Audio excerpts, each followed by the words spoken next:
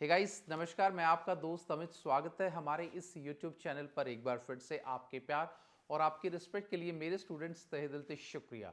Guys आज के इस वीडियो के अंदर हम लोग बात करेंगे कि जो बच्चे 2025 के अंदर अपने बैचलर ऑफ एजुकेशन की जो एग्ज़ाम है हरियाणा की किसी भी यूनिवर्सिटी से, चाहे वो एमडीयू है, चौधरी रणवीर सिंह यूनिवर्सिटी है, गुरुग्राम यूनिवर्सिटी है या बाकी कोई भी यूनिवर्सिटी है, तो उसके एग्ज़ाम से रिलेटेड टोटल 9 क्वेश्चन आपके एग्ज़ाम में आते हैं और आपको कोई 5 क्वेश्चन करने हैं और वो क्वेश्चन 3 घंटे में आपको करने। तो इन सब को आप कैसे मैनेज करेंगे, यानी कि टोटल आपके 9 क्वेश्चन करना कितना है, 5 क्वेश्चन, और टाइम आपके पास कितना रहेगा, मात्र 3 घंटे का। तो आज ऐसी ही स्ट्रेटेजी मैं आपके साथ डिस्कस करूंगा कि आपको बहुत आसानी से ये सारी चीज़ें आपके एग्जामिनेशन सेंटर में क्या है मैनेज हो जाएं और बहुत अच्छे नंबर आप लोगों के आ जाएं। तो वीडियो में आगे बढ़ने से पहले एक छोटा सा अनाउंसमेंट। अगर आप वर्किंग वुमेन हैं, अगर आप कहीं जॉब करते हो, साथ साथ साइमल्टेनियसली अपना बीएड हरियाणा से कर रहे हैं और 2025 में अपने एग्जाम कोई भी फर्स्ट ईयर या सेकेंड ईयर की तैयारी कर रहे हैं, तो हमारे जो इंपॉर्टेंट क्वेश्चंस और जो हैंडमेड नोट्स हैं वो बहुत रीजनेबल प्राइस पर अवेलेबल है और काफ़ी बच्चे इसका जो है लुत्फ उठा भी चुके हैं। तो आपको अगर वो इंपॉर्टेंट क्वेश्चन या नोट्स चाहिए तो आपको हमारा जो व्हाट्सअप नंबर नीचे शो हो रहा है आपका 9996060785 पर हाई का टेक्स्ट करेंगे और पेमेंट के जस्ट बाद वो इंपॉर्टेंट क्वेश्चन आपके पास क्या है पहुंच जाएंगे और उसके बाद क्या है आप जो है अपनी अच्छी अच्छी तैयारी क्या कर सकते हैं। तो गाइज अब मैं आपसे डिस्कशन करूंगा कि भाई आप अपने एग्जाम में कैसे आपको फोकस करना है और कौन कौन सी चीजें हैं जो आपको फॉलो करनी है, जिसके माध्यम से मात्र 3 घंटे से भी पहले क्या है आपका जो एग्जाम है 5 क्वेश्चन का, जो 9 क्वेश्चन में से 5 क्वेश्चन सभी बच्चों को करने हैं, बीएड फर्स्ट ईयर है या सेकेंड ईयर। तो वे मैं कुछ स्ट्रेटेजी आपको बताना चाहूंगा। सबसे इंपॉर्टेंट एक स्ट्रेटेजी है गाइस कि आपकी जो राइटिंग है वो आपको थोड़ी सी अच्छी बनानी है और आपको जो राइटिंग जो स्पीड है आपकी वो उसकी बढ़ानी है। यानी कि इंपॉर्टेंट चीज क्या है, अभी भी आपके पास जैसे मार्च आ गए, अप्रैल मई और जून, ठीक है, कम से कम 3 से 4 महीने आप लोगों के पास अभी एग्जामिनेशन के बचे हुए हैं। तो आपको अपनी राइटिंग पर थोड़ा सा ध्यान देना है और उसको कैसे स्पीड में लिखना है ये भी आप लोगों को थोड़ी प्रैक्टिस करनी है, क्योंकि बहुत सारे बच्चे काफ़ी गैप देने के बाद बीएड करते हैं। तो उन बच्चों के लिए ये वाली चीज़ क्या है करना बहुत इंपॉर्टेंट है, क्योंकि राइटिंग के पॉइंट ऑफ व्यू से क्या है काफ़ी नंबर बच्चों के कटते हैं और बहुत अच्छे नंबर बच्चों के नहीं आ पाते और एग्ज़ाम भी क्या है अटेम्प्ट नहीं हो पाता है।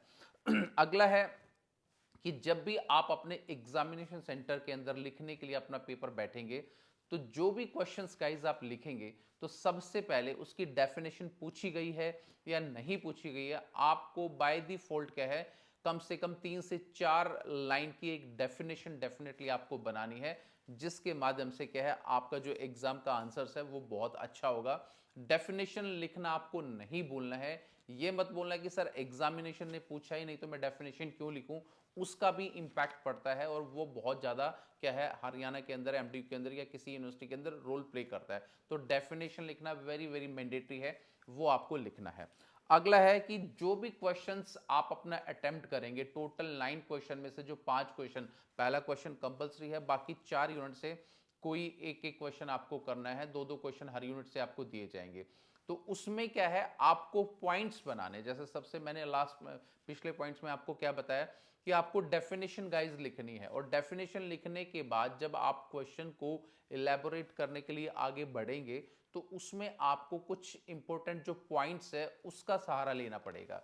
यहां पर खिचड़ी नहीं बनानी है, आपको कोई ऐसे बड़ी सी स्टोरी नहीं लिखनी है, आंसर्स ऐसा लिखना है पॉइंट्स के माध्यम से कि एग्जामिनर को कम टाइम में आपका जो आंसर्स है वो ज्यादा समझ में आए और आप ज्यादा नंबर के क्या हकदार हो जाओ।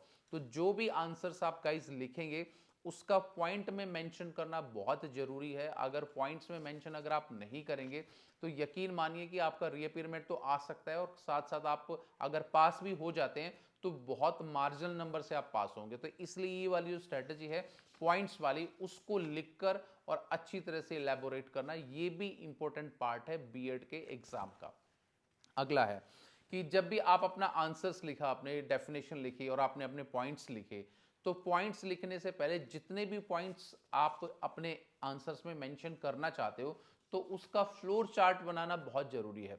समझ के करो कि पहला क्वेश्चन आपने, क्योंकि हर एक जो क्वेश्चन है आपका वो 16 नंबर का है, और 16 नंबर के अंदर मान के चलो आपने 12-13 पॉइंट्स, आपको पता है कि मैंने बना दिए, आपने 16 पॉइंट्स भी बना दिए, तो जितने भी पॉइंट्स आप बनाओगे ना उसका फ्लो चार्ट होना बहुत जरूरी है गाइस, क्योंकि फ्लो चार्ट के अंदर जो एग्जामिनर है आपके एग्जाम को जो चेक करता है वो इस बात को ऑब्जर्व कर लेता है कि बच्चों को बहुत कुछ आता है, और ये सारे के सारे जो बच्चे ने 10 12 13 पॉइंट मेंशन किए हैं ये रेलिवेंट है, तो उसके हिसाब से बाकी आपके एग्जाम को पढ़ने की भी वो कोशिश नहीं करेगा। जो आपने पॉइंट्स बना के, फ्लो चार्ट बना के, जो आपने पॉइंट्स को एलैबोरेट किया अपनी लैंग्वेज में, उसमें वो आपको अच्छे खासे नंबर दे देगा। तो इसीलिए आप लोगों को फ्लो चार्ट बनाना बहुत इंपॉर्टेंट है। काफी बच्चे फ्लो चार्ट नहीं बनाते हैं, सीधा स्टोरी खिचड़ी वगैरह बनाकर लिखाते हैं, और नंबर कितने आते हैं 32 33 34, इससे ज्यादा बच्चों को नंबर नहीं मिलते हैं। तो ये जो स्ट्रेटेजी मैं आपको बता रहा हूं अपने एक्सपीरियंस से और अपने पॉइंट ऑफ व्यू से बता रहा हूं, जो आपके एग्जाम में रामबाण का काम करती है। किसका काम करती है? रामबाण का। अगला जो पॉइंट है वो मैं आपको बताऊंगा कि भाई जो भी आप, सबसे पहले इंपॉर्टेंट चीज क्या है कि जैसे मान के चलो कि टोटल 9 क्वेश्चन है। कई बार बच्चे क्या करते हैं कि सीक्वेंस से क्वेश्चन को उठा लेते हैं, भाई पहला क्वेश्चन कंपलसरी तो चलो मैं इसको करना स्टार्ट कर दूं। ऐसा नहीं है, ना तो एमडीयू के अंदर किसी भी यूनिवर्सिटी के अंदर ऐसा कोई रूल और रेगुलेशन है कि आपको पहला क्वेश्चन ही सबसे पहले करना है। जो भी क्वेश्चंस आपको 9 क्वेश्चनों में से आता है, मान ले 2-3 क्वेश्चन आपको बहुत अच्छे तरीके से आते हैं, तो गाइज मैं कहता हूं सबसे पहले उन्हीं क्वेश्चन को आपको पिक करना है और उन्हीं के क्वेश्चंस के आंसर्स आपको बना के लिखने हैं। अगर उन क्वेश्चंस को बना के आप सबसे इंपॉर्टेंट तरीके से लिखेंगे तो जो आपका टाइम कंज्यूमिंग प्रोसेस है वो बहुत सेव होगा, और मैक्सिमम 3 घंटे से पहले ही क्या है एक अच्छा आंसर आप लिख पाओगे और उसमें आपके नंबर्स आएंगे। तो जो क्वेश्चंस आपको आते हैं सबसे पहले उस पर आपको हिट करना है, और बाकी जो क्वेश्चन नहीं आते उस पर क्या है लास्ट में आपको अपना टाइम जो है यूटिलाइज करना है। अगला पॉइंट है गाइस की सबसे इंपॉर्टेंट चीज क्या है कि मान के चलो कि टोटल 9 क्वेश्चन है और 5 क्वेश्चन आपको करने हैं, उसमें से आपको 3 क्वेश्चन बहुत अच्छे तरीके से आते हैं और 2 क्वेश्चन बिल्कुल भी नहीं आते। तो पहले तो आप अपने 3 क्वेश्चन को अच्छी तरह से लिखेंगे। अब बहुत सारे बच्चे क्या करते हैं कि मान ले मैंने 16 नंबर के 16 कम 3 क्वेश्चन आपने कर दिए, भाई पास होने का जुगाड़ मैंने कर दिया, पर वहां पर ये चीज काम नहीं करेगी। जो 2 क्वेश्चंस आपको नहीं आते ना वो भी आपको एनी हाउ बना बना कर लिखने हैं। अगर आपके पास टाइम है, आपको कोई भी क्वेश्चन छोड़कर नहीं आना है। अगर आपने क्वेश्चन छोड़ लिया और एग्जामिनर ये ऑब्जर्व कर लिया कि बच्चे ने सिर्फ 3 ही क्वेश्चन किए हैं, तो आपका उस पर्टिकुलर एग्जाम के अंदर पास होना बहुत मुश्किल और काफी डिफिकल्ट हो जाएगा। तो इसीलिए आपको कोशिश करनी है कि जो भी 3 क्वेश्चन आपको अच्छे तरीके से आते पहले वो लिखें, और जो क्वेश्चन आपको नहीं आते उसको लास्ट में बना के लिखें। आसपास किसी बच्चे की हेल्प लें, कुछ पॉइंट किसी बच्चे से पूछ लें, कुछ पॉइंट्स अपने दिमाग से भी लिखें, क्योंकि आप बच्चे नहीं हैं, रिफ्लेक्टिव लेवल पर आकर आप बीएड का एग्जाम देंगे तो डेट मीन्स कहीं ना कहीं आपके पास नॉलेज है। बिल्कुल डम तो आप देखिए वहां बैठेंगे नहीं। तो इसलिए कोई भी क्वेश्चंस आपको नहीं छोड़ना है, और यही सबसे इंपॉर्टेंट चीज आपकी क्या है प्ले होती है, और यही सारी चीज आपको ध्यान देना है। अगला जो पॉइंट है बहुत सारे बच्चे देखिए पहली बार जो है एग्जाम देते हैं 16-16, हर यूनिवर्सिटी के अंदर ये कॉन्सेप्ट नहीं होता कि आपको 16, बहुत सारी यूनिवर्सिटी में 5-5 नंबर का 10-10 नंबर का एग्जाम क्वेश्चन आता है, तो यहाँ पर हर क्वेश्चन 16 नंबर का आपका होता है। अब शुरू के अंदर फर्स्ट पेपर जब बच्चे लिखते हैं ना तो टाइम मैनेजमेंट करना भूल जाते हैं। आपको पता है इस 3 घंटे का टाइम भी उन बच्चों को बहुत ज़्यादा कम लगता है, और लास्ट मोमेंट पर जब वो अपना बहुत हिम्मत से अपना क्वेश्चन आंसर लिख रहे होते हैं ना, तो एग्जामिनर बोलता है बेटा आपका सिर्फ आधा घंटा रहेगा, और बच्चा क्या बोलेगा सर मैंने तो अभी 2 क्वेश्चन लिखे हैं। अब गाइस 2 क्वेश्चन आपने लिखे कि आधे घंटे के अंदर क्या 3 क्वेश्चन आपसे लिखे जा सकते हैं? तो यही सबसे इंपॉर्टेंट चीज क्या है कि आपको जो टाइम मैनेजमेंट है वो बहुत एक्यूरेट तरीके से करना है। आपको पता है कि आप 5 क्वेश्चन को डिवाइड कर लीजिए, ठीक है, कि भाई मान के चलो कम से कम मुझे एक क्वेश्चन को कितना टाइम देना है, 20 मिनट कम से कम एक क्वेश्चन को आप देंगे, उसके हिसाब से क्या है आपका जो एग्जाम है वो बहुत अच्छे तरीके से अटेम्प्ट हो पाएगा, और उसी के बिहाफ पर बहुत अच्छे नंबर आपको मिलेंगे।